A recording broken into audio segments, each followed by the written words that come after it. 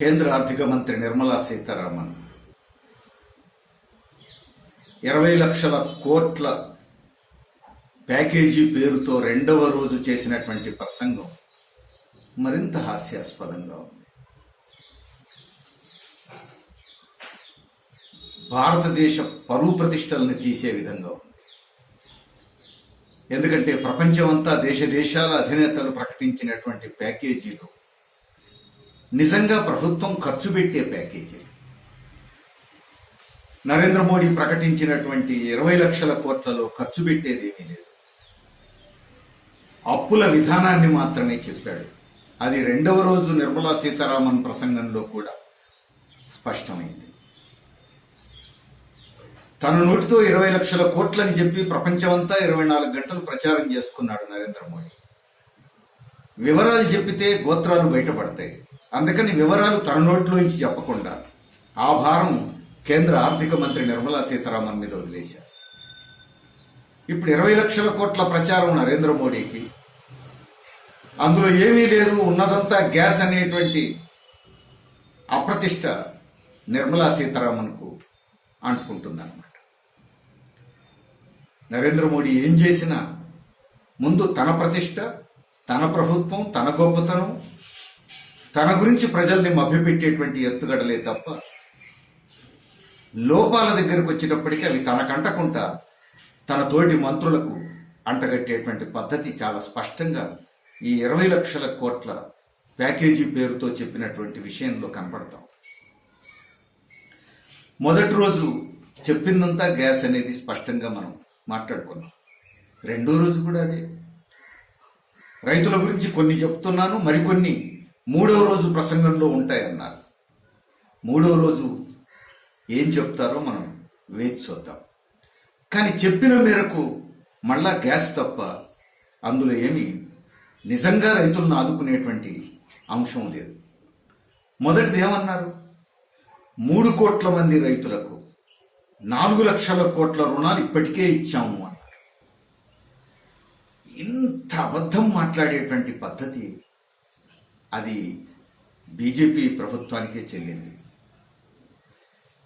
కరోనాకు ఆ 3 కోట్ల మంది రైతులకు ఇచ్చినటువంటి అప్పులకు సంబంధం ఏమిటి? ప్రతి సంవత్సరం కమర్షియల్ బ్యాంకులు, సహకార బ్యాంకులు, అన్ని రకాల సంస్థలు రైతులకు ఇచ్చేటువంటి అప్పులకు సంబంధించిన విషయం అది.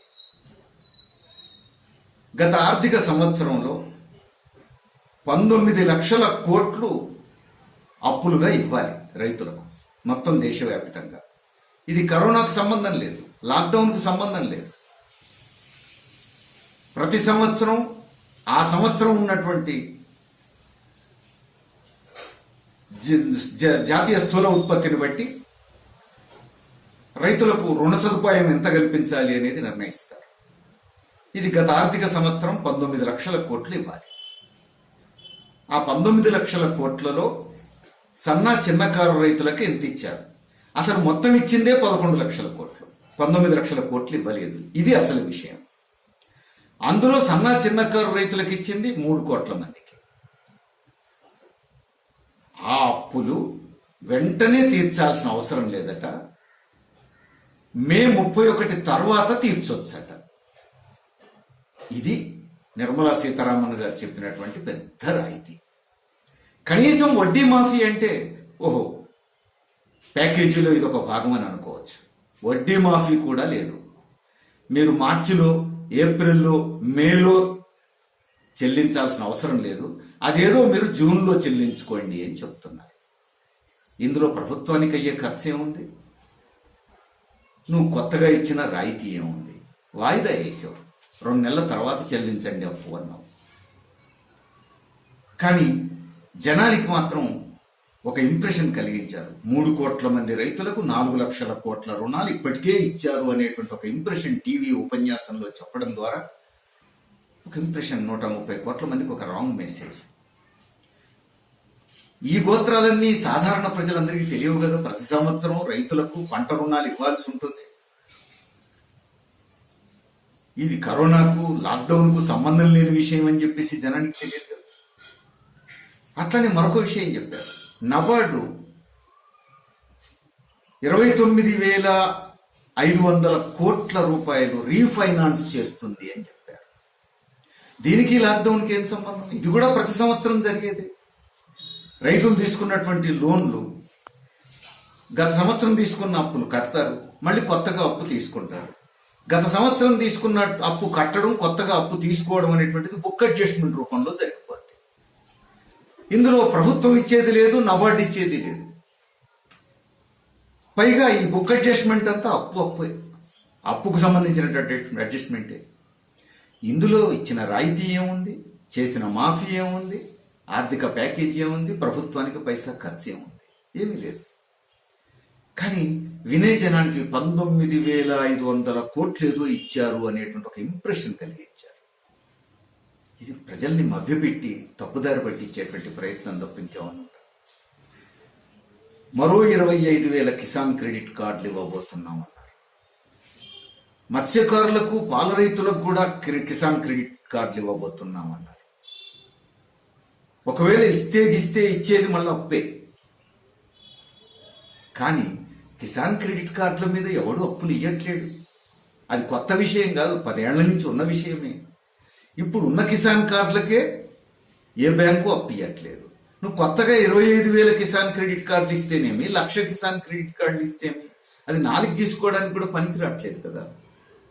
ఇప్పుడు చూడడానికి జనానికి రైతులకు కొత్తగా కిసాన్ క్రెడిట్ కార్డులు ఏవో ఇస్తున్నారు, వాటి మీద అప్పులేవో ఇవ్వబోతున్నారు అనేటువంటి ఒక ఇంప్రెషన్. పైగా మత్స్యకారులకు, పాల రైతులకు కూడా ఇస్తున్నారని చెప్పేసి ఒక ఇంప్రెషన్.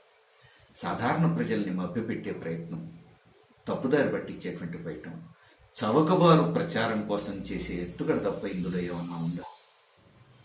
అంతేకాదు, కార్మికులకు, కూలీలకు అందుబాటులో అద్దెలు ఉండేటట్టు చూస్తామన్నారు. పబ్లిక్ ప్రైవేట్ పార్టిసిపేషన్ తోటి అద్దెకిచ్చే ఇండ్ల నిర్మాణం చేపడతామన్నారు. ఎప్పుడు? అదేదో ఇప్పుడు ఏమిటి అనేది కదా సమస్య. ప్యాకేజీ దేనికోసం? ఇప్పుడు లాక్డౌన్ పీరియడ్, 130 కోట్ల మంది ప్రజలు అనేక ఇబ్బందులు పడుతున్నారు. సొంత ఇల్లు లేని వారు అద్దెళ్లలో ఉండి అద్దెలు కట్టలేకపోతున్నారు. ఇది అసలు సమస్య.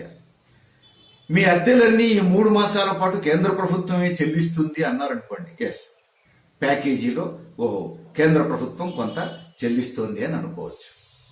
అది కాదు నువ్వు చెప్పింది. భవిష్యత్తులో ఇండ్లు కడతారట, అద్దెకుండేటువంటి కార్మికులకు చవకగా అద్దెకిస్తారట. ఈ లాక్డౌన్ పీరియడ్లో ఇచ్చేటువంటి ప్యాకేజీకి వీటికి ఏమన్నా సంబంధం ఉందా? ఎంత అర్థరహితమైనటువంటి ప్రచారాలు.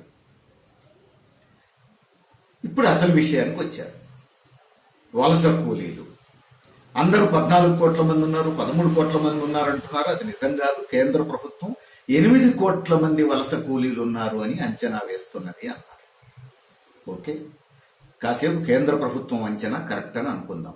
ఈ దేశంలో 8 కోట్ల మంది వలస కూలీలు ఉన్నారు అని అనుకుందాం. వారి కోసం ఏం చేస్తున్నారు మీరు?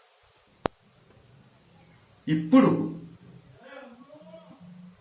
దొంగలు పడ్డ 6 నెలలకు కుక్కలు మురిగినట్టుగా ఇప్పుడు చెప్తున్నారు వలస కూలీలకు ఒక్కొక్కళ్లకు 5 కేజీల బియ్యము లేదా గోధుమలు, 1 కేజీ శనగలు ఇస్తాము అని చెప్తున్నారు. గత 50 రోజులు వీళ్ళ బతుకులు ఏమైనాయి అనే దానికి సమాధానం లేదు. రెండోది, ఈ వలస కూలీలను నువ్వు ఐడెంటిఫై చేసేది ఎప్పుడు, వీళ్ళకు నువ్వు ఇచ్చేది ఎప్పుడు? ఈ ఐడెంటిఫై చేసి ఇవ్వడం మొదలు పెట్టేటప్పటికే పుణ్యకాలం కాస్త గడిచిపోద్ది. ఇదొక సమస్య. అసలు ఇప్పటికే కేంద్ర గోడౌన్లలో ఉన్నటువంటి 7.5 కోట్ల టన్నుల ధాన్యాన్ని విడుదల చేసి ఉంటే అసలు ఈ వలస కూలీలు ఇళ్లకు పోయేవాళ్ళు కాదు. రాష్ట్ర ప్రభుత్వాలు ఉచితంగా వాళ్ళకు పంచేవాళ్ళు. వలస కూలీలు ఎక్కడ ఉన్నోళ్ళు అక్కడనే ఉండేటోళ్ళు. ఇప్పుడు పనులు ప్రారంభమవుతున్న దశలో వాళ్ళు పనులలో ఉండేవాళ్ళు. ఇప్పుడు నానా యాతనలు పడి సొంత గ్రామాలకు చేరుకున్న వాళ్లకు ఇప్పుడు అక్కడ 5 కేజీల బియ్యం, కేజీ శనగలు ఇస్తామని చెప్పేసి అంటున్నారు. ఇస్తే ఆ మేరకు మంచిదే, చూద్దాం. కానీ ఇంకొక హాస్యాస్పదమైన మాట చెప్పారు. ఈ 8 కోట్ల మంది వలస కూలీలు స్వగ్రామం చేరుకున్న తర్వాత అక్కడ వాళ్లకు పనులు దొరకకపోవచ్చు కాబట్టి 14.6 లక్షల 14.6 కోట్ల పని దినాలు సృష్టిస్తారట. ఉపాధి హామీ పథకం కింద 14,60,00,000 పని దినాలు సృష్టిస్తారట. ఎవరి కోసం? ఈ వలస కూలీలు స్వగ్రామాలకు పోయి పనులు దొరకని వలస కూలీల కోసం. 8 కోట్ల మంది వలస కూలీలకు 14,60,00,000 పని దినాలు సృష్టిస్తారట. అంటే ఒక్కొక్కళ్ళకు 2 రోజులు కూడా లేదు కదా. నువ్వు 16 కోట్ల పని దినాలు సృష్టిస్తే ఒక్కొక్కళ్ళకు 2 రోజులు వస్తుంది. 14,60,00,000 అంటే ఒక్కొక్కళ్ళకు 2 రోజులు కూడా నువ్వు పని చూపించవు. ఇది కొండంద వేలకం పెట్టినట్టున్నది. గ్రామాలకు చేరుకున్న వలస కూలీలకు పని దొరకదు కాబట్టి పని మేము ఇస్తున్నామని చెప్పుకోవడానికి సిగ్గుపడాలి కదా కేంద్ర ప్రభుత్వం ఇట్లాంటి ప్రకటన చేయడానికి. పాపం నిర్మలా సీతారామన్తో ఇలాంటి ప్రకటన చేయించిన ప్రధానమంత్రిని ఏమనాలి మనం? ఒక్కొక్కళ్ళకు 2 రోజుల పనిదినం సృష్టిస్తున్నామని గొప్పగా చెప్పుకునే పని. అందుకే ఈ పని నరేంద్ర మోడీ చేయకుండా నిర్మలా సీతారామన్కు వదిలేశారు. అందుకని పరువు ప్రతిష్టలు ఏమైనా పోతే ఆమెకు పోతాయి, నాకేం పోవు, నాది 20 లక్షల కోట్లు ప్రచారం అయిపోయి ఉంది, అది చాలు అనుకుంటున్నాడు. నవ్విపోతారు జనం అనేటువంటి ఆలోచన కూడా లేకుండా కేంద్ర ప్రభుత్వం ఇంత బాధ్యతారహితంగా, ఒక మాటలో చెప్పాలంటే వలస కూలీలు పేదలను చూసి నవ్వుకుంటుందా ఇప్పుడు కేంద్ర ప్రభుత్వం? ఇంత హాస్యాస్పదంగా డీల్ చేస్తోంది. లాక్డౌన్ పీరియడ్లో పేదల్ని ఆదుకునేటువంటి ప్రయత్నం లేదు. ఇంకా అసలు ఎన్ని ముందు ప్రకటించబోతున్నాం అన్నారనుకోండి, ప్రకటిస్తే సంతోషమే. అవేవో అన్ని కలిపి ఒకేసారి ప్రకటిస్తే మిమ్మల్ని ఇట్లా తప్పుపట్టాల్సిన అవసరం కూడా ఉండదు కదా. ఇప్పుడు మొదటి రోజు ఏమీ లేదు, 2వ రోజు ఏమో వస్తున్నాయి అనుకుంటే 2వ రోజు ఏమీ లేకపోయాయి. మరింత హాస్యాస్పదమైనటువంటి అంశాలే చెప్పుకొచ్చున్నారు. అట్లానే తోపుడు బళ్ళు, రోడ్డు పక్కన ఇడ్లీలు అమ్ముకునేటోళ్ళు, మిర్చి బండ్లు పెట్టుకుని అమ్ముకునేటోళ్ళు, ప్లాస్టిక్ సామాన్లు అమ్ముకునేటోళ్ళు, ఇట్లాంటి చిన్న చిన్న వ్యాపారుల కోసం 5,000 కోట్లు వాళ్ళకి అప్పులు ఇవ్వడం కోసం కేటాయించామని చెప్పేసి అంటున్నారు. ఇది కూడా అప్పే. ఎప్పుడు ఇస్తావు?